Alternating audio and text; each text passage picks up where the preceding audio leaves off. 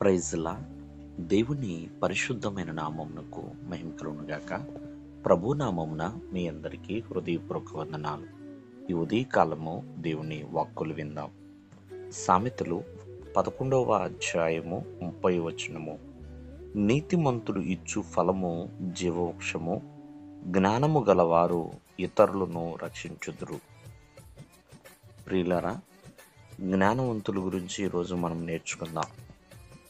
మరి జ్ఞానవంతులు ఇతరులను రక్షించుదురు అని దేవుని యొక్క వాక్యం సెలవిస్తుంది.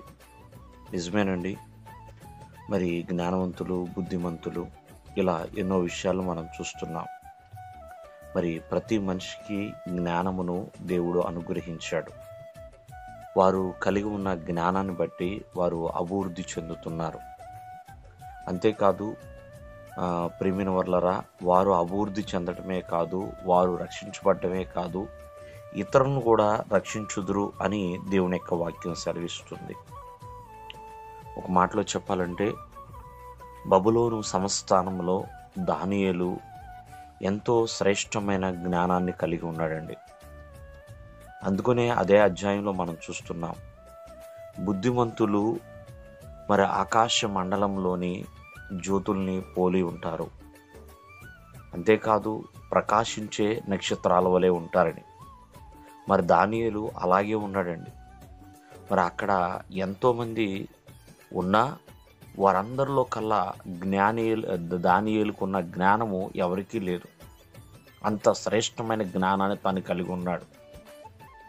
కావున మరి తనకున్న జ్ఞానాన్ని బట్టి ఎంతోమందిని అతను రక్షించాడండి. అటువలే బైబిల్ గ్రంథంలో మనం ఇలా ఎంతోమందిని చూస్తూనే ఉంటాం. జ్ఞానవంతులు మరి ఇతరులను రక్షిస్తున్నారు. మరి వారు ఏ విధంగా రక్షిస్తున్నారంటే, చాలామంది పాపంలో పడి నశించిపోతున్న వారు ఉన్నారు. ఈ లోక బంధకాల్లో పడి పాడైపోతున్న వారు ఎందరో ఉన్నారు. మరి అటువంటి వారిని ప్రియమైన వారులారా, ఈ జ్ఞానవంతులు రక్షిస్తూనే ఉంటారు.